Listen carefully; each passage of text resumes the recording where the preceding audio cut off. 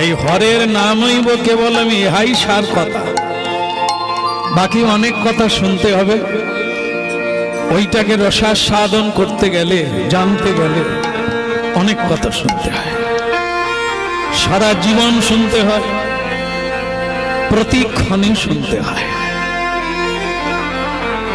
গাছের গোড়ায় জল প্রতিদিন দিতে হয়, তবে গিয়ে ফুল আসে। আর যদি জল কম পড়ে যায়, ফুল ঝরে পড়ে যায়, ফল আর হয় না।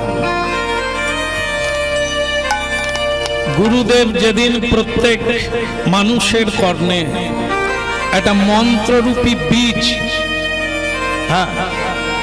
এই বীজ লাগিয়েছে, মানে রোপণ করেছে, সেদিন থেকে শ্রী গুরুদেব সেই মানবকে বা মানবীকে জানিয়ে দিয়েছেন প্রতিদিন জল দান করো। আধ্যাত্মিক তত্ত্বে জলটা কি? শ্রবণ আর কীর্তন।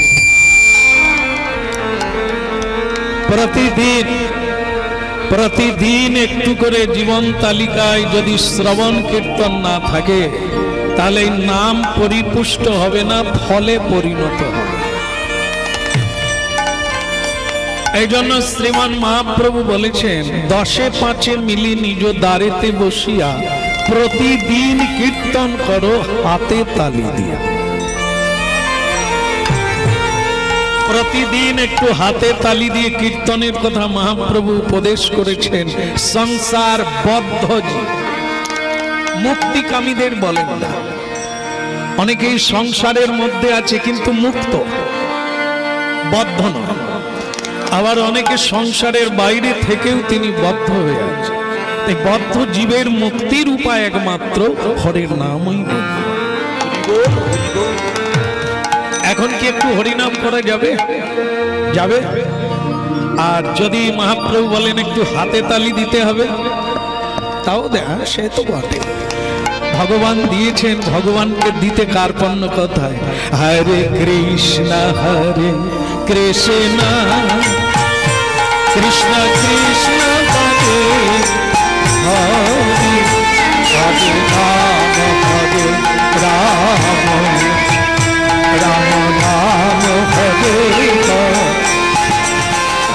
যে খরচাটা হলো সেটা বুঝতে পারেন না, সেটা হলো সময় নষ্ট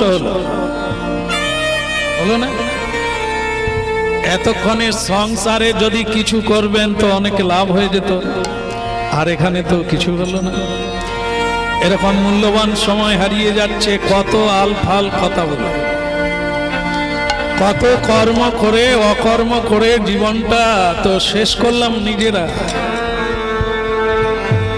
এখানে যত মানুষ আছে, একটা মজার বিষয় হলো আলাদা আলাদা। আয়ুকাল কারো সঙ্গে কারো যোগ নেই, যে যার বারুদ যে যার নিজের পকেটে। বারুদে যেমন আগুন দিলে ফস করে জ্বলে আর নিভে যায়, প্রত্যেকে আমরা সেরকমই একটি জীবন বায়ু নিয়ে বসে আছি। একেও আলাদা নয়। আমার পাশে যিনি বসে আছেন, এনার হয়তো এখনো অনেক আছে, কিন্তু আমার নাই। তাই এনার অনেক আড্ডা দিলে চলবে, এনার অনেক রোজগার করবে, সঞ্চয় করবে, হয়তো ওনার চলবে, কিন্তু আমার চলবে। তাই এটি হচ্ছে তত্ত্বজ্ঞ জ্ঞানী। মূর্খ ব্যক্তি মনে করে কি করে সময় কাটাবো, একটু তাস খেলে নি। মূর্খ নরনারী চিন্তা করে কি করে সময় কাটাবো, একা বাড়িতে বসে আছি, স্বামী বাড়ি আসে না, একটু সিরিয়াল দেখি। আপনার আয়ু নিজে ক্ষয় করছে।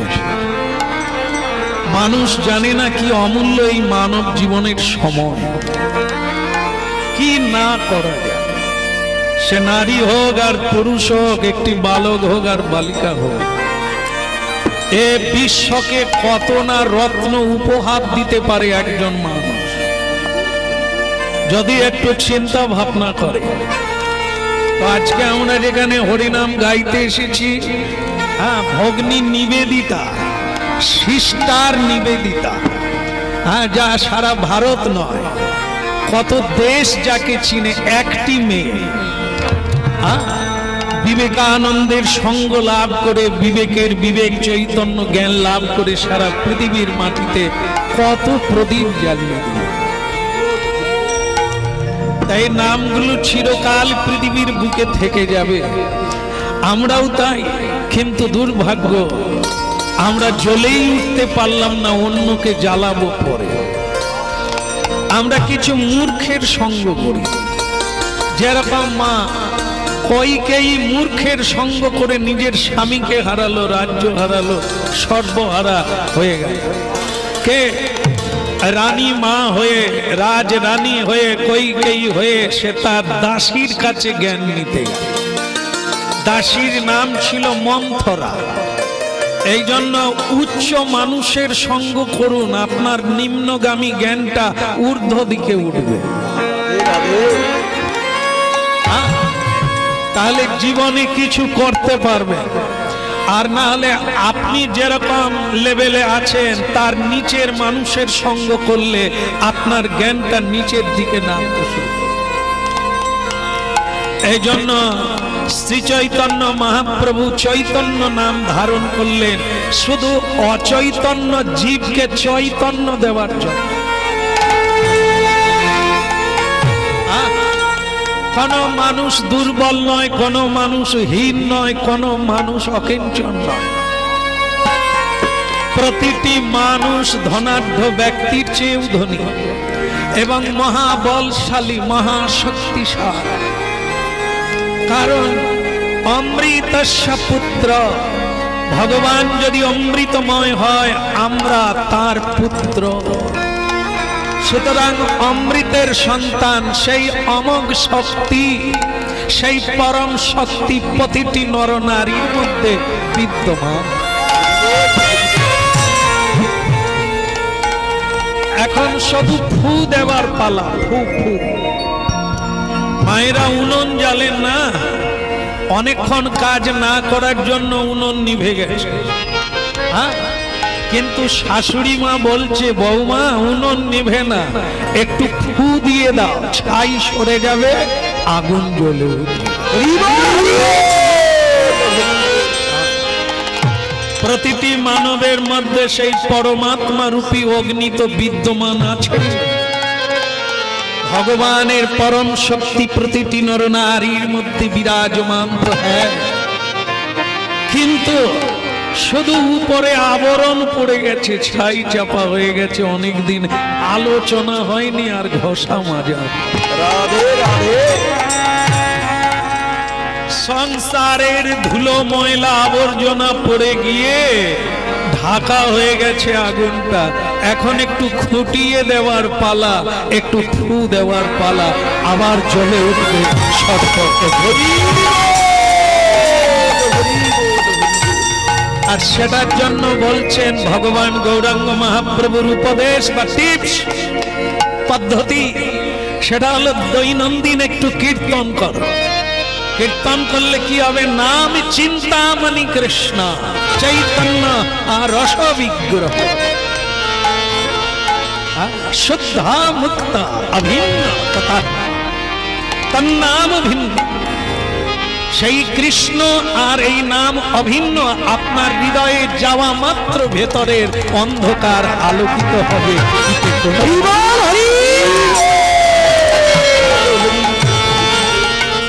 এই জন্য আজকে আমরা লীলা শুনবো। এই আমাদের মহাশয় বলে গেলেন, ওনার কিছু ভক্তদের অনুরোধ আছে এরকম। ভক্তির নাম হচ্ছে ভক্ত কুণ্ডলী, কিন্তু শেষ কথা দাঁড়াবে কৃষ্ণ কৃপায় গুরু মেলে, গুরু কৃপায় কৃষ্ণ মেলে।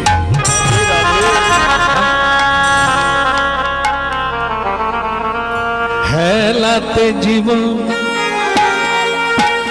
জাপি জন যা, যুগল কিশোর চদন ভজ। হেলাতে জীবন জাপি জন যা, যুগল কিশোর চদন ভজ।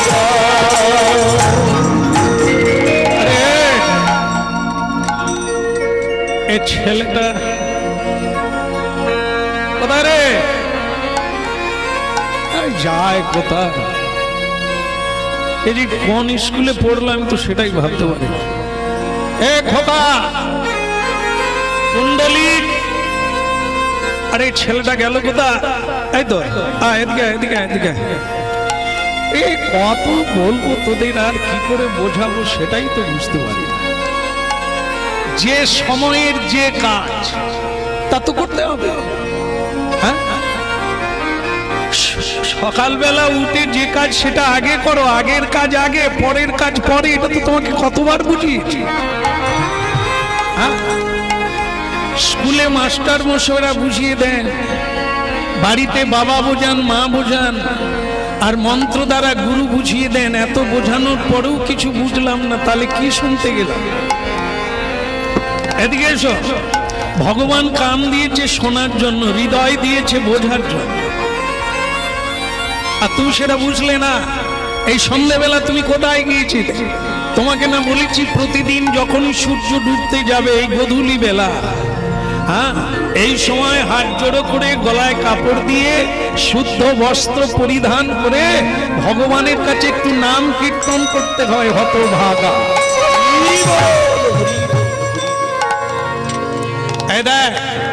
এই হাপড়ের মতো চলছে রে এই শ্বাস আর প্রশ্বাস। হ্যাঁ, এটা তোর বাবা দেয় না, এটা কারুরই বাবা দিতে পারে না, কোনো সরকার দিতে পারে না। সরকার কিছুক্ষণের জন্য অক্সিজেন দেয়, কিন্তু তাও যদি তিনি না থাকে, যার কীর্তন গাইবি সে যদি না থাকে, অক্সিজেনও কাজ করে না। সেলাইন কাজ করবে না রে, টাকা পয়সা থাকলেও বাঁচবি না রে। তাই সময় থাকতে তাকে জানার চেষ্টা কর, আর তাকে জানার একটাই পথ। ওরে এর জন্য তো কোনো কর্ম কামাই যাবে না, ক্ষতি হবে। বরং মানুষ যদি নিয়ম মেনে চলে নিয়মে পাবে, অনিয়মে চললে অনিয়মে মরবে। সূর্য কোনদিন 1 মিনিট দেরি করে না উঠতে, 1 মিনিট দেরি করে না ডুবতে। তাই সূর্য তো প্রাকৃতিক গতি, মানুষের গতি। হ্যাঁ, উঠবে না তুমি। এই সময়ের কাজ সময়ে করতে শিক্ষা দেয় সূর্যদেব, কারোর জন্য নয়, কোনো অজুহাতে নয়। এটি মানব নিয়ম, এটি মানব ধর্ম। তুমি মানবে তো তোমাকে বহুজন মানবে। তোমার যদি নিয়মিত একটা গতি থাকে, চরিত্র থাকে, তাহলে তোমাকে বহু লোক মানবে। আর তুমি যা পাবে খেয়ে শেষ করতে পারবে না, দিয়ে শেষ করতে পারবে। নিয়মানুবর্তিতা, যখন যেমন তখন তেমন, যেদিন যেমন সেদিন তেমন। এটা মেনে চলো বাবা। এসো, হাতে তালি দিয়ে কীর্তন করো নিয়মিত।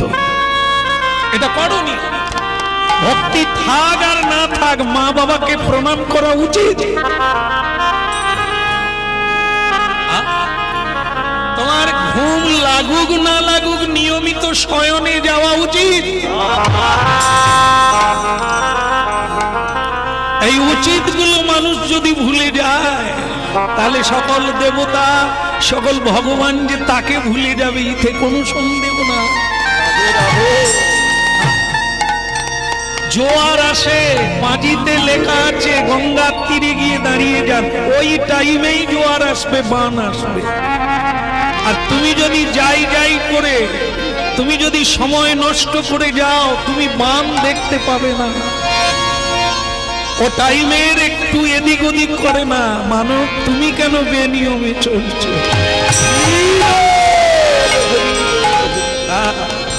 এই মানবের বেগতি, বেনিয়ম, অধর্মের জন্যই ভগবানকে আবার শিখাতে আসতে। জানাতে আসতে হয়। এসো, যা হবার হয়েছে। হ্যাঁ, তোমাকে পরে পরে আরো অনেক কথা বলবো, এখন এসো। আর বৌমাকে ডেকে নিয়ে এসো, বৌমাকে ডাকো। বাড়ির সবাই, মহাপ্রভুর বাণী হচ্ছে বাড়ির ছেলে মেয়ে আত্মীয় স্বজন যারা থাকবে তাদেরকে নিয়ে, সময় নাই 5 মিনিট করো, ডাকো বৌমাকে ডাকো। বাবা ওকে বাদ দিয়ে আমি একা বসলাম। মাস্টারকে যদি তুই জ্ঞান দিবি তাহলে তুই ছাত্র না মাস্টার। দিদি, যেদিন তুই আমার জায়গায় আসবি, বাবা হবি, সেদিন তোর ছেলেকে তুই জ্ঞান দিবি। আমি বললাম বৌমাকে ডেকে নিয়ে, তুই বললি না, না হলে একা হবে। কোন ধর্মে লেখা নেই, বিয়ে যদি না করতে তাহলে একাই তুমি নানান তীর্থে যেতে পারতে। যারা সংসার ধর্মে পরিলিপ্ত হয়েছে, বিয়ে করা মানে সংসার নয়, সংসার ধর্ম। শুধু সংসার বললে তাহলে ভুল হবে, ওটা ওর সঙ্গে যোগ করতেই হবে, সংসার ধর্ম। অগ্নিকে সাক্ষী রেখে, শালগ্রাম শিলা ভগবান নারায়ণকে সাক্ষী রেখে তুমি ধর্মপথে নেমেছ, ধর্মিনীকে বাদ দিয়ে। হ্যাঁ, যারা রামায়ণ পড়ে তারা তো জানে যে রামচন্দ্র যখন সীতা দেবীকে বনবাসে দিয়েছিলেন, আর তখন তিনি একটা যজ্ঞ করেছিলেন। বশিষ্ঠদেব গুরুদেব বলে দিয়েছিলেন, পত্নী যদি বাম দিকে না বসে তাহলে যজ্ঞ হবে না, হবে না। কিন্তু কি করবে, সীতা মাকে তো বনবাসে দিয়ে দিয়েছে। তখন বশিষ্ঠদেব দ্বিতীয় বিকল্প বিধান দিলেন, একটা স্বর্ণ সীতা তৈরি করে বাম দিকে বসিয়ে দাও।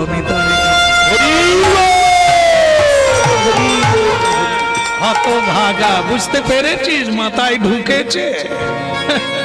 মাথার তো ঘি আছে বলে মনে হয় না। যা বৌমাকে ডেকে নিয়ে। সূর্য ডুবে গেল কখন, সময়ের কাজ সময় না হলে চিত্ত চাঞ্চল্য হবে। ভজনের সময় ভজন, সূর্য ওঠার 1 ঘন্টা আগে ভজন করো, তাড়াতাড়ি লেগে যাবে। প্রকৃতি তখন গম্ভীর থাকে, কর্মের কোলাহল আসে না, শুধু পাখিরা সুর দিয়ে প্রকৃতির সঙ্গে গান গায়। এই জন্য সাধক সাধিকা পণ্ডিত ব্যক্তিগণ এই ভোর বেলাকে জীবনের সাধনার সময় বেছে এই সময় উঠে ভজন নয় ভজন, এটা বুঝে ভজন। তুমি একটি মাথা মোটা ছেলে, এসো। যে লেখাপড়ার মধ্য দিয়ে বিবেক জাগে না, চৈতন্য সত্তার উদ্গত হয় না, সে তো অর্থহীন বিদ্যা। কোন স্কুলে পড়েছো? 2 হাতে অর্থ কামানো জীবন নয়। জীবনকে বাঁচার জন্য, রক্ষার জন্য অর্থ লাগে, আর যে জীবনটা অর্থের জন্য কামাচ্ছে ও জীবন ব্যর্থ গেছে। ডাকো বৌমাকে, ডাকো। আসছি বাবা, আসছি। ভক্তমন্ডলী মায়েরা, এখানেও অনেকে স্ত্রী আছে, হ্যাঁ, অনেকের বৌমাও আছে। ভাগ্য ভালো যে তারা হরিনাম শুনছে। দুঃখ পাবেন না, অনেক কথা আছে যেগুলি আমরা ভুল করে যাচ্ছি, সেটা শুনলে কিছুটা দুঃখ লাগে, কষ্ট লাগে। তবে জানবেন, এটা আমরা জানতে এসেছি, শুনতে এসেছি, দুঃখ করলে হবে। জানা হলো, অজানাকে জানা হলো, যেটা বুঝি না সেটা বোঝা হলো, যেটা করি না সেটা করা হবে। এখানে অনেক শাশুড়ি আছেন, বৌমা আছেন, শ্বশুর আছেন, ছেলেরা আছে, সবাই আমরা পরিবার থেকে এসেছি হরিনাম। হরিনাম শুনবো কিরকম? এই হরিনাম হচ্ছে স্বয়ং হরি, যেটা সম্ভবামী যুগে যুগে তিনি যেটা প্রতি যুগে শিক্ষা দিতে আসেন, যেটা মানুষ ভুলে গেছে, যার জন্য এত অশান্তির সৃষ্টি, এত কষ্ট, এত যন্ত্রণা, সেই শিক্ষাটা গ্রহণ করার জন্য।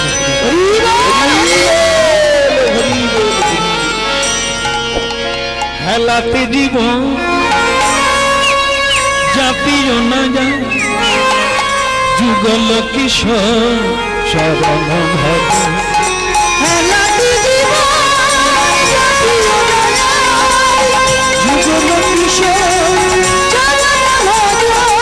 হেলাতে জীবন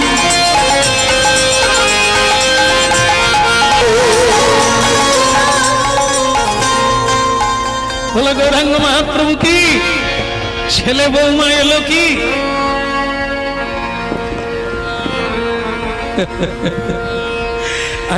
আছে অফিস কাছারিতে এই যারা কাজ করে না, একটু যখন আড্ডা টাড্ডা দেয় তখন বলে কিরে তোর স্ত্রী কিরকম, এক ডাকে আসে? সে তো কি বলবে, আমার না হয় আসে না, তোর আসে? আমার তো আসে না, তোর আসে এক ডাকে? কি বলিস রে, তোর এক ডাকে স্ত্রী আসে না? অনেকবার ডাকি, খালি বলে যাচ্ছি যাচ্ছি। হ্যাঁ, আমি কি 10 হাতের কাজ করছি? যাচ্ছি যাচ্ছি, হয়তো আধ ঘন্টা 45 মিনিট পরে আসে। বলে তাহলে তোর যেদিন ব্যাধি হবে, হঠাৎ কিছু হয়ে গেল, খাট থেকে মাটিতে পড়ে, হ্যাঁ কই গো সুস্মিতা, মরণ ধসা, চুপ করে থাকো, আমি একটু পরে যাচ্ছি। যখন সে পরে আসবে 45 মিনিট পরে, তখন তো তোর জন্য কাঠ কাটতে হবে। রাধে রাধে। এগুলো তো স্ত্রীকে একটু বলে রাখবি রে, কমসে কম যেন এক ডাকে সাড়া দেয়। কখন কার কি হয় তো বলা যায় না। এই হাপিত্তিস করে বুড়ো বাপ আর বুড়ো মা চেয়ে আছে ছেলে বৌমার দিকে, কখন আসবে একটু কীর্তন শুরু করবো তুলসী তল। ওদিকে কি কাণ্ড ঘটছেন দেখেন, ছেলে তো বাবার সামনে মাথা নিচু করে বলে দিল ঠিক আছে আমি নিয়ে আসছি। সুদেশনা, এই যে সুদেশনা, সুদেশনা তখন কি করছে মা, এই যে সুদেশনা, চিৎকার করো না, আমি কাজ করছি।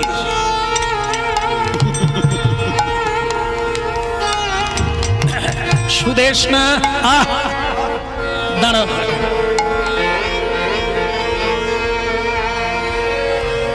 আপনারা এখানে তো কেউ করেন না, ভাগ্য বলো যে আপনারা ওই রাস্তায় নেই। এদিকে স্বামী ডেকে যাচ্ছে সুদেশনা, সুদেশনা তখন সুবেশে মত্ত। ঠিক আছে ঠিক আছে, না তুমি মেলা বকো না, আমি শুনবো, আমি আগে কাজটা করে নি। তার নানা বেশ পরিধান করে তা বলে কি বলবে বলো, কি অবস্থা, কি বলবে বলো, কাজ করে যাচ্ছি তুমি খালি ঘ্যান ঘ্যান ঘ্যান ঘ্যান করছো, কি বলবে বলো। এই শোনো, এই দেখো বাবা ডাকছে, তোমার বাবাকে আমি বিয়ে করিনি, আমি বিয়ে করেছি তোমাকে, তুমি তোমার কথা বলো। তোমার বাবা যখন খুশি ডাকবে, যা ইচ্ছে বলবে, আমি তোমার বাবার দাসী নয়, এটা জেনে নেব। ওই মানধাতা আমলের পচা হরিনাম ওসব চলবে না এই সংসারে। আমি লেখাপড়া শিখেছি, আমার বাবা মা আমাকে লেখাপড়া শিখিয়েছে, তাই হরিনাম গাইবার জন্য, ঠিক আছে যা, ও আমার দ্বারা হবে না। সুদেশনা, আমি জানি তোমার হরিনাম ভালো লাগে না, আমারও যে খুব ভালো লাগে তা না, আমি এখনো বুঝে উঠতে পারি না, কিন্তু বাবাকে তো বুঝতে হবে। তুমি যেমন আমাকে গুরু করেছো, আমি যেমন তোমার কাছে গুরু, তেমনি আমার কাছে, তোমার কাছে আমার বাবা মা তো গুরু। আমরা যদি মন থেকে না মেনেও নিতে পারি, বুঝতে পারি না বলে আমরা মনে মানতে পারি না, কিন্তু যেদিন বুঝতে পারবো সেদিন হয়তো এটার বিষয়ে জানবো। কিন্তু এখন আমরা না জানলেও বাবা ডাকছে, আমাদের কর্তব্য বলে বাবার ডাকে সাড়া দিয়ে যাওয়া না। ও তোমার বাবা আমাকে কীর্তন গাইতে বলবে, ওটা কিন্তু আমি পারবো না, ও আমার মাথায় ঢোকে না। হরিনাম কি রে বাবা, রোজগার করবি, খাবি, ভালো থাকবি, বিমানে চড়বি, এরোপ্লেনে চড়বি, যেখানে খুশি যা, বাড়ি হবে, গাড়ি হবে, কত সুখ শান্তি, এই হরিনামে কি আছে? আসলে ওনারা আগেকার মানুষ লেখাপড়া জানে না, কিচ্ছু না, ওই হরি হরি করে দিন কাটিয়ে দিল। ওসব আমার দ্বারা হবে না। সুরেশ না, আমি তোমাকে হরিনাম গাইতে বলি না। আমার কথা হলো কর্তব্য যেটা, সেটা হলো বাবা ডাকছে, তোমার ভালো লাগে না, তুমি গাইবে, কিন্তু যাওয়া উচিত। এটা তুমি কি যন্ত্রণায় পড়েছে। ঠিক আছে ঠিক আছে যাচ্ছি, তবে হরিনাম গাইতে বললে কিন্তু মজা দেখি। জয় রাধে গোবিন্দ জয় রাধে রাধে, জয় রাধে গোবিন্দ জয়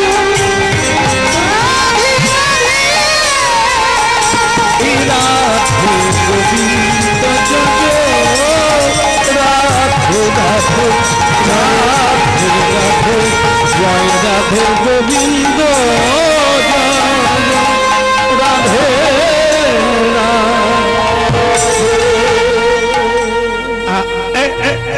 এই তো এসো বৌমা, এসো এসো এসো। বলছি তুমি নাকি এসব ভালোবাসো না। এই তো কত সুন্দর শাড়ি পরে ঘোমটা অবগুণ্ঠন দিয়ে এলে বাবার কাছে। ওরকম না ওরকম না, প্রণাম করে বসো। দেবস্থানে হরি সভায়, ভগবত স্থানে কখনো এমনি দাঁড়াতে নেই, এমনি বসতে নেই। আগে কাজ আগে, আগে প্রণাম পরে কাম। কর্মস্থলে গিয়েও আগে প্রণাম, কর্মস্থলে গুরুকে আগে প্রণাম, তারপরে কর্ম। দেখবে তোমার কর্মটা জয় জয়কার। যে কোনো কাজে বেরোবে তো ঘর থেকে বেরোবার আগে ভগবানকে একটু প্রণাম করে বেরিয়ে যাও। বিপদ আপদ সব ভগবানের ঘাড়ে চাপবে। এই জন্য ভারতীয় আধ্যাত্মিক প্রকৃষ্ট সাধনা, প্রথম সাধনা হচ্ছে প্রণাম। হ্যাঁ বৌমা, এটা হচ্ছে একটা সংসার সিস্টেম। এটাকে যদি তুলে দাও কুসংস্কার বলে, তাহলে ভুগতে হবে তোমাদের। আমাদের বেলা যা হবার হচ্ছেই, ধীরে ধীরে যাচ্ছে, কিন্তু তোমাদের বেলা আরো ভুগতে হবে। সংসারে এই প্রধান জিনিসটা যদি উঠে যায়, প্রমাণ করে নেবে যারা হরিনাম শুনছে, যারা এখানে, তারা প্রমাণ করে নেবে যার বাড়িতে এই সিস্টেমটা নাই, তার বাড়িতে কি দুর্দশা চলেছে। কেউ কাউকে মানবে না, কেউ কাউকে মানবে না। এই হলো সংসার, কলির মহড়া। শ্রদ্ধা যদি থাকে ভক্তি থাকবে, ভক্তি থাকলে ভগবান থাকবে, ভগবান থাকলে উড়ে যাবে না, ভারী অনন্ত। ওখানে অন্য কোনো কেউ প্রবেশ করতে পারবে না। কলি প্রবেশ করবে না, মায়া প্রবেশ করবে না, মিথ্যা প্রবেশ করবে না, ব্যভিচারী অত্যাচারী প্রবেশ করতে পারবে না। পরস্পরকে সম্মান করলে দ্বন্দ্ব লাগবে না। যদি কোনো সন্তান বাবাকে প্রণাম করে, সকালবেলা কাজে গেলে প্রণাম করে যায়, বলে যায়, তাহলে সে ঝগড়া করতে পারবে না, দ্বন্দ্ব করতে পারবে না, ক্রোধ করতে পারবে না। আর এই সিস্টেমটা যদি না থাকে, লাথি মেরেও কোনো আফসোস করবে না। আজকে তো শুধু খবরের কাগজ নয় আর টেলিভিশন নয়, মানুষ আঁদালে কাঁদালে দেখতে পাচ্ছেন সামনে পিছনে, ছেলে মাকে মারছে, হাসপাতালে গিয়ে শুয়ে আছে। স্বামী স্ত্রী মারপিট হয়েছে, স্বামী মারা গেল, কোনটার আর বাদ নেই। এটা কিসের জন্য? এইটা না থাকার জন্য। মহাপুরুষেরা পৃথিবীতে আসে কেন? কল্যাণ সাধনের জন্য।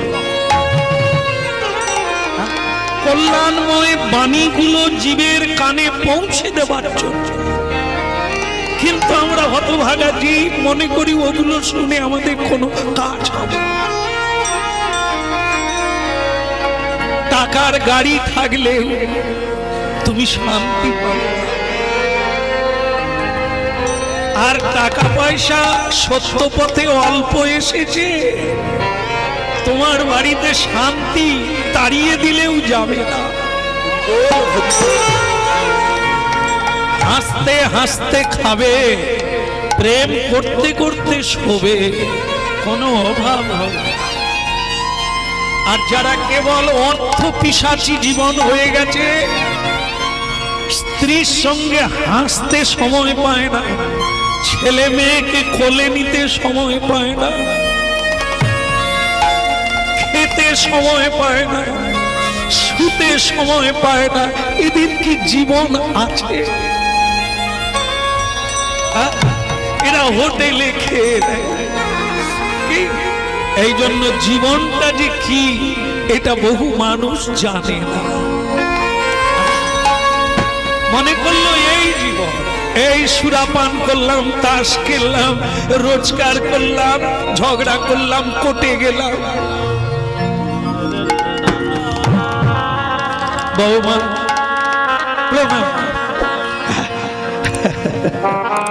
প্রণাম প্রণাম করলে আমার কিছু আসবে না, তোমারই লাভ। এই যে মাথাটা নিচু করলে না মা, অহংকার থাকবে। তুমি যত বিদ্যা অর্জন করো মা, বিদ্যা দদাতি বিনয়। উঁচু জমিতে জল টেকে না বৌমা, নিচুতেই জল আসে। বৌমা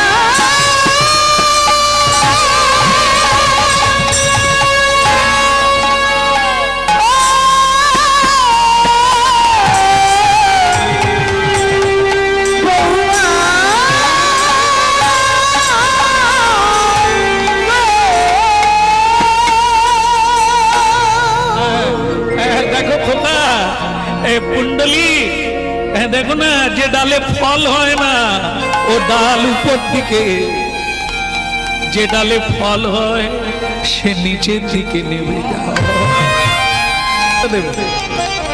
ভক্তমন্ডলী মায়েরা অনেকে মরে 3 ভাগ মরে গেছে, 1 ভাগ আছে, বিছানায় শুয়ে আছে, সেও সুরাপান করতে চাইছে, কবে ছাড়বে? আবার অনেকে মরতে গিয়েছে তবু মানে জ্যান্ত খেতে চাইছে, আমিষ জ্যান্ত এনে দে খাই, খাবার সময় একটু মরে যাই, খেয়ে মরে যাই, তাহলে তো মরতে গেল, তাহলে ছাড়বে কবে?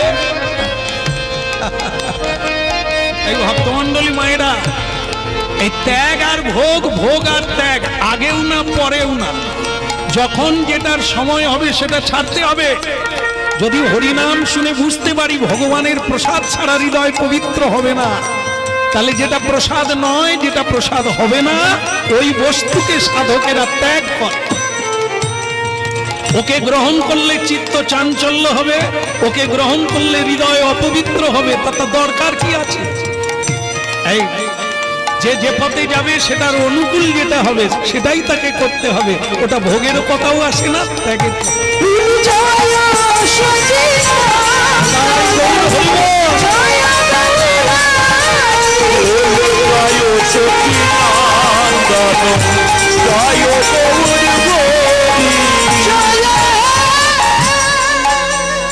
মন চাইলে খাবো না, এটা তো কষ্ট দেওয়া। মন চাইলে খাবো না, এই হতভাগারে বৌমাকে ডাক, পরে যাবে, একটু শুনে নে, একটু শুনে নে। মন, এই মনের পিছনে যারা দৌড়ায় তাদের দৌড়ানো কোনোদিন থামবে না। ওরা খাদে গিয়ে পড়বে, খানায় গিয়ে পড়বে, নর্দমায় গিয়ে পড়বে। ফোকারে মনের পিছনে ছুটতে নাই। ঘোড়ার গাড়িতে চড়তে হয়, কিন্তু ঘোড়াকে স্বাধীনতা দিতে নেই, লাগাম ধরে রাখতে হয়। যেদিকে চালাবি সেদিকে চলবে। ঘোড়া যদি তার ইচ্ছে মতো নিয়ে যায় তাহলে তোকে গিয়ে খানায় ফেলবে। এই ঘোড়া হচ্ছে মন, মনকে কোনোদিন স্বাধীনতা দিতে নেই, মনকে ধরে রাখতে হয়। যখন যেটায় লাগাবি সেটাই লাগবে। মন চাইলে ওই মেয়েটাকে আবার দেখবে, একটা বিয়ে করেছে, মন চাইছে ওই মেয়েটাকে আবার বিয়ে করবে, ও তো বিয়ে করে জেলখানায় ঢুকে যাবে, ভালো হবে। বিয়ে করে সংসারে যন্ত্রণা দেবে।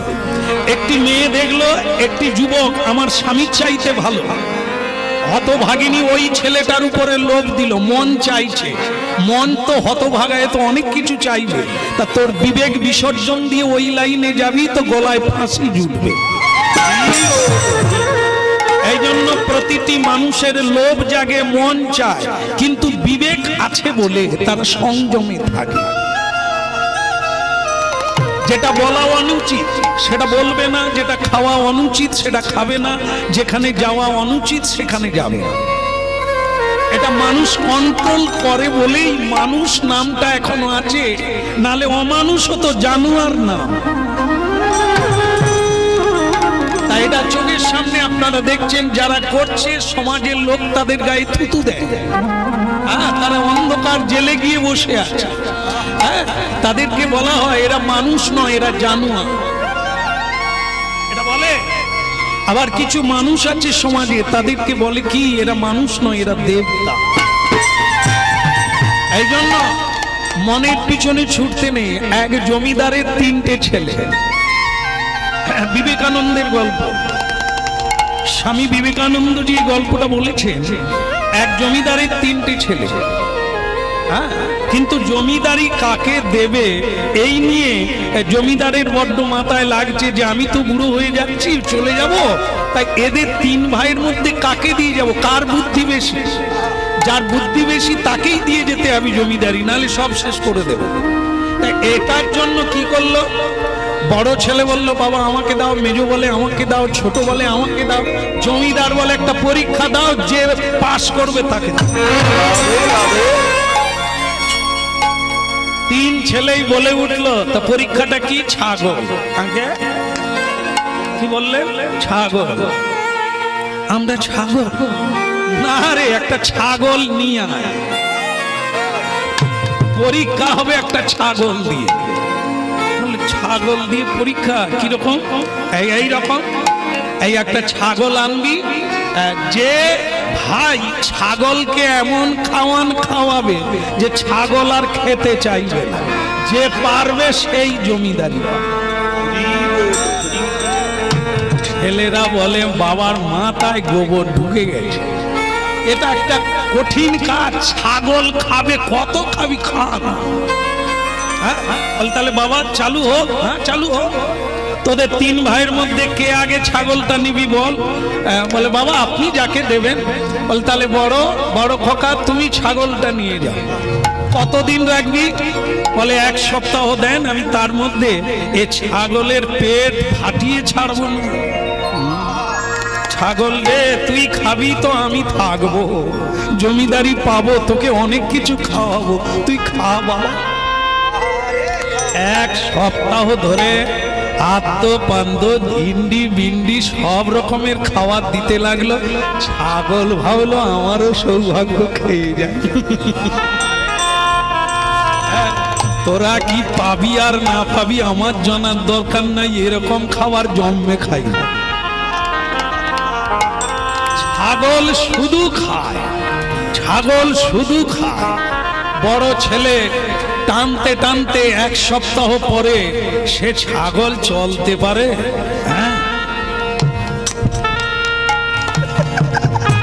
লোড তো কম হয়নি, দেখেছেন তো ছাগলের পেট 2 দিক দিয়ে বেরিয়ে পড়ে, পিছন দিয়ে হয়ে যাচ্ছে মানে মল বেরিয়ে যাচ্ছে, তবু ছাগল খাওয়া বন্ধ করে। জমিদারের সামনে এলো, বহু লোক এই দৃশ্যটা দেখতে এসেছে, কার ভাগ্যে শিকা ছিঁড়ে। বড় ছেলে বলছে বাবা দেখুন এই ছাগলকে একবার টইটুম্বুর করে দিয়েছি খাইয়ে, এখন জমিদারি আপনি আমার। দাঁড়া বাবা, দাঁড়া, লাপাসনি বাবা, আমি একবার দেখি ছাগল আর খায় কিনা। বলে বাবা 1 সপ্তাহ ধরে শুদ্ধ খাইয়েছে, পেটের অবস্থা খারাপ, পিছন দিয়ে বেরিয়ে যাচ্ছে, আপনি আর কি খাওয়াবেন? বাবা একবারে দুর্বা ঘাস, একবারে কচি, কচি মানে নরম, কচ্ছি, তা সেই ঘাস এনে ছাগলের মুখের কাছে ধরেছে, খাবা খা।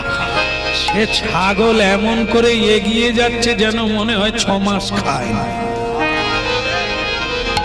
ছাগল একবারে দেখেই তার অবাক হলো যে এরকম জিনিস আমি খাই না। বড় খোকা কি খাইয়েছিস রে? তো খাওয়ার জন্য একবার ছটফট করছে। কে? বড় ছেলে বলে হতভাগা, ছাগল তো ছাগল।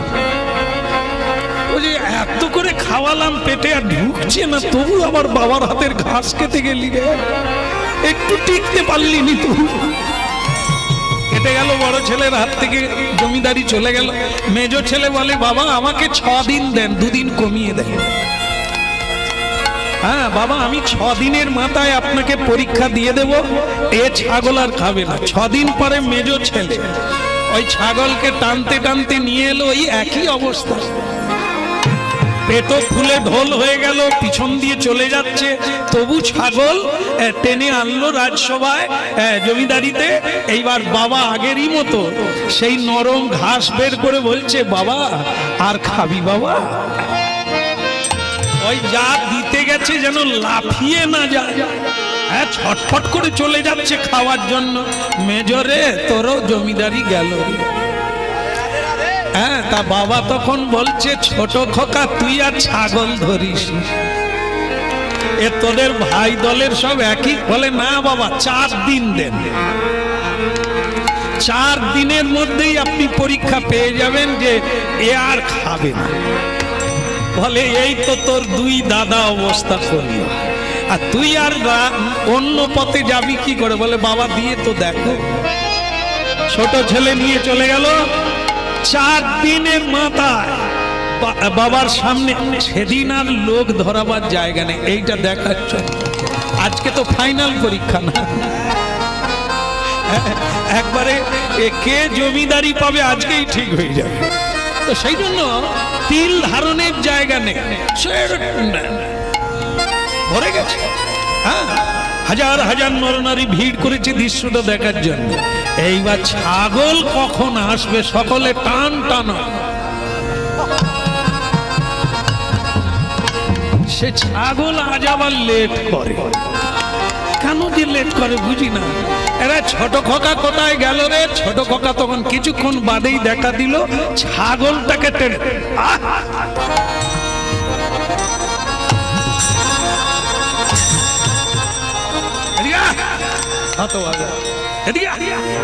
এই 2 ভাই খাইয়েছিল, পেট এরকম ফুলে গিয়েছিল। এ 4 দিন এমন খাইয়েছে পেট দুদিক দিয়ে ঢুকে গেছে, সে আর চলতে পারেনি, একবারে প্রেসার আর নাই।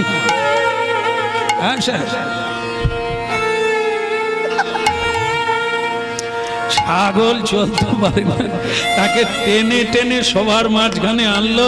সকলে তখন বলে এ ছোটর ভাগ্যে হবে। ছাগলের পেট ভরেছিল, তাতেও খেতে যাচ্ছিল, এর পেটে তো বোধহয় 4 দিন কিছু খেতেই দেয় না। এ ছাগল ঘাস দেখলে থামবে, হ্যাঁ উটি পড়ি করে ছুটবে, ছোটর মাথায় কিচ্ছু নাই। হ্যাঁ, তা বলে বাবা লাগান, আপনি চালু করে, আপনার কি ঘাস আছে বের করে, কি ঘাস আছে বের করে। তা বাবা তখন বলে খোকা রে তুই কি করে আনলি রে? ছাগল তো বোধহয় আর 2-1 ঘন্টা থাকলে থাকবে না, হ্যাঁ এ তো কব্বরে চলে যাবে রে। এ তুই কি এর হাল করেছিস রে? ছাগলের দিকে তাকালে যে মনে দুঃখে ভেঙে যায় রে। হ্যাঁ আয় বাবা আয় আয়, তোকে 4 দিন কিচ্ছু খেতে দেয়নি, তুই খা বাবা। সে ছাগল মনে হয় অনেক দিন খেতে পায়নি, খাওয়ার জন্য একবারে আনন্দে আত্মহারা এই এগিয়ে যাচ্ছিল। ছোট কর্তার দিকে তাকিয়ে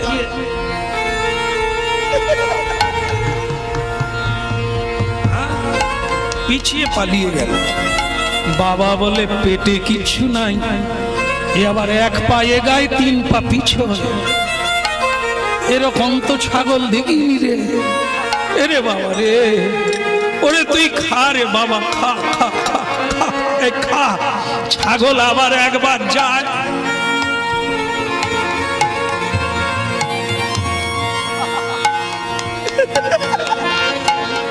অবস্থা বাবা 3 বার ঘাস দিল, 3 বারই একটু এগায় তো বেশি পিছা। আবার মুখটা ছোট কর্তার দিকে দেখে।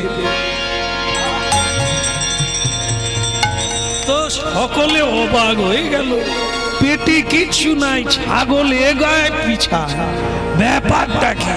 তো তখন সব ঘোষণা করে দিল জমিদার, ফোনটা রাখ না বাবা। বলো রাধারমন কি?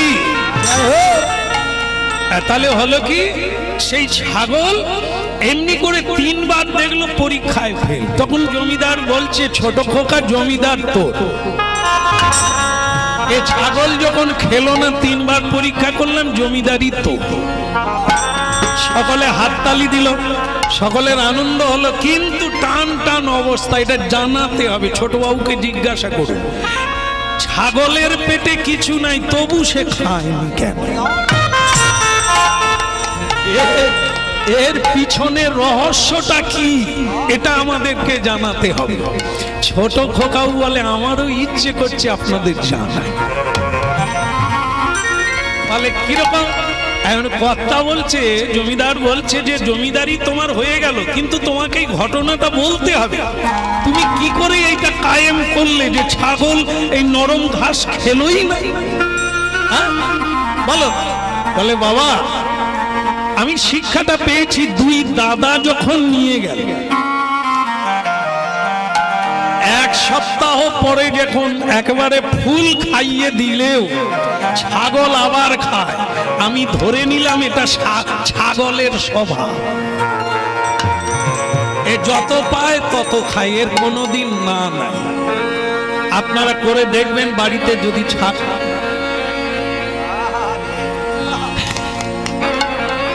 আপনাদের হয়তো কারো নেই, কিন্তু কারো আছে, কোথাও আছে, দেখবেন ছাগলকে যত দেবেন তত খাবে। এ পিছন দিয়ে হয়ে যাবে তবুও খাবে, এটি হচ্ছে তার স্বভাব। বলে, বাবা মানুষের মনের স্বভাবও ওই একই, ছাগল যত পায় তত। কোনদিন কেউ বলেছে আর দরকার নাই, এই যথেষ্ট না, ছাড়বো কেন? ওই যে একতলা বাড়ি আছে, দোতলা আছে, তবুও সরকার বলছে ঘর দেওয়া হবে, সে নাম লিখিয়ে দিয়েছে। খেয়ে শেষ করতে পারে না, আটা গম দিচ্ছে, চাল দিচ্ছে, লাইনে দাঁড়িয়ে গেছে। আরে তোর তো অভাব না, বলে দিচ্ছে, ছাড়বো কেন? ওই যত পায়, মনের কোনোদিন অভাব কারু মিটে না। কোটিপতিও ছুটছে, করোড়পতি, লাখপতিও ছুটছে, হাজারপতিও ছুটছে, আর 100 পতিও ছুটছে, 10 টাকা বলাও ছুটছে, সকলেই ছুটছে। যে 10 টাকা দিয়ে শুরু করলো, 10 কোটিতে গিয়ে দাঁড়িয়ে গেছে, তবু সে থামে, এখনো ছুটছে, যদি হয় তো। এই ছাগল হচ্ছে সেই স্বভাব, এ যত পায় তত খা। তা খোকা তুমি কি করলে? ওটা ধরে ফেলেছি, ওই চালাকিটা, স্বভাবটা আমি ধরে ফেলেছি। তাহলে তুই করলি কি?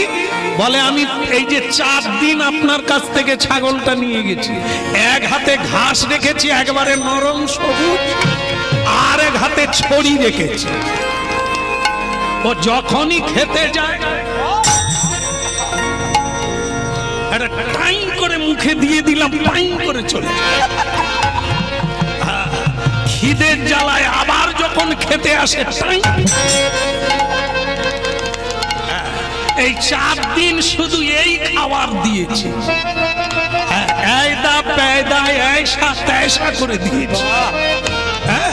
এই এখন আর পেটে কিচ্ছু নাই, তবু ঘাসের দিকে এগোতে পারে।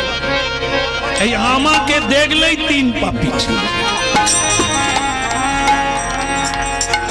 বুঝতে পেরেছেন তো? একটা এই জগতের গল্প দিয়ে বিবেকানন্দজি বোঝাতে চেয়েছে, আমাদের লোভের মুখে এইরকম ছড়ি না মারলে এ যে কোথায় টেনে নিয়ে যাবে তার কোনো সীমা রেখা নাই। তাই সংযম করা উচিত, মুখে বাড়ি। মদন গোপাল কি, ভগবান বুদ্ধদেব কি, ওদিকের হলো কি। বাবা ছেলের প্রশ্নের উত্তর দিল, আগে ভোগ না আগে ত্যাগ। চলছে না, মনে আছে তো সব লীলা কোথায় চলছে, বাপ বেটায় কথা হচ্ছে। খোকা তুমি একটু দাঁড়াবে, শোনো, আমার জীবনের 3 ভাগ কেটে গেছে, আর 1 ভাগ আছে। তা আমি জীবনে সংকল্প নিয়েছি, আমার শেষকালটা একবার আমি কাশীধাম যেতে চাই। বাবা বিশ্বনাথ পরম বৈষ্ণব চূড়ামণি ভগবান, তার চরণতলে একবার প্রণাম করতে চাই, গঙ্গা একবার ডুবতে চাই। তা তোমাকে আমার বলার কথা হলো এই, আমি জীবনে যা রোজগার করেছিলাম সব তোমাকে দিয়ে দিয়েছি, আমি কোনো পয়সা করি রাখিনি। তার মানে তুমি ভেবো না যে আমি তীর্থে যাব তোমার কাছে অর্থ প্রার্থনা করছি, না। হরিনাম ধর্মকর্ম করতে গেলে অর্থ লাগে না, তীর্থে যেতে গেলেও অর্থ লাগে না। কেমন ও পায়ে হেঁটে যাওয়া যায়, হ্যাঁ? তা তোমার অর্থ এ কারণে আমি চাইছি, এই কারণে চাইছি তোমার কল্যাণের জন্য। যারা হরিবাসরে দান করে, যারা মহৎ কাজে সাহায্য করে, তারাই কৃপা লাভ করে।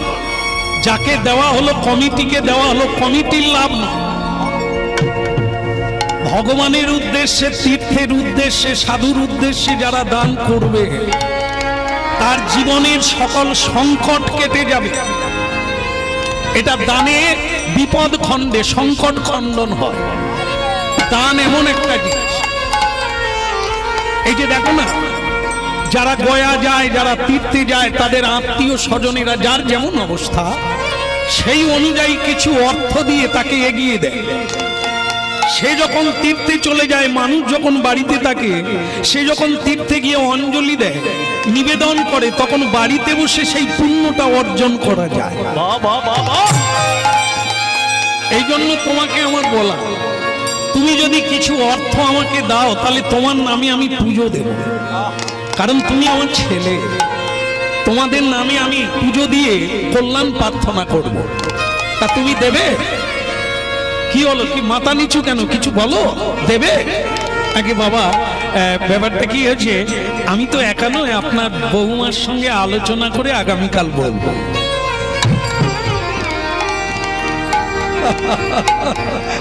শিক্ষিত ছেলে বাবার সামনে বলে দিল, বৌমার সঙ্গে আলোচনা করে আমাকে আগামীকাল বলবো। খোকারে, এই অধঃপতন যার সংসারে আছে, ধস নেমে যাবে, ভূমিকম্প হয়ে যাবে রে, একে সংসার বলে না। ভুলে গেছি কার কাছে কি বলা উচিত, কি করে বলা উচিত, কি ভাবে বলা উচিত, এই শিক্ষাটাই লাভ। আমি তোর গুরুজন, আমি তোর বাবা, তুই কার নাম বললি যে তুই তার সঙ্গে আলোচনা করবি? তুই স্পষ্ট ভাষায় বলতে পারতিস দিবি না, কিন্তু তুই আমাকে সোনালী বৌমার সঙ্গে। তাই কর বাবা, তবে সকাল সকাল বলিস, আমি কিন্তু ভোর 4টার সময় রওনা দেব। তুমি দিলেও যাব, না দিলেও যাব। এই হচ্ছে মনুষ্যের সংকল্প। কারো অপেক্ষা করতে নেই, কারো অপেক্ষা করতে নেই, পরাপেক্ষা হতে নেই। ভগবান সবাইকে পরম শক্তি দিয়েছেন, নিজের শক্তি নিজের কাজে লাগে। পারলে নিজেরটা হয়ে গেলে অপরকে সাহায্য কর। তা তুমি ভেবো না যে তুমি পয়সা না দিলে আমি যেতে পারবো না। না, তোমার মাকে নিয়ে আমি বিবাহ করেছি, তাও তোমার মাকে নিয়ে অসুস্থ মা, তবু আমি তাকে ধরে নিয়ে আগামীকালই সংকল্প। নিজের বাক্য নিজে রাখলে তাকে কেউ ঠেকাতে পারবে না, সে সর্ববিজয়ী হয়ে যায়। তাই জন্য কথা যখন দিয়েছি আগামীকাল সকালে যাব, তো সকালে যাব। বৌমার সঙ্গে কি আলোচনা হলো তুমি সকালে বলো। জয় হোক।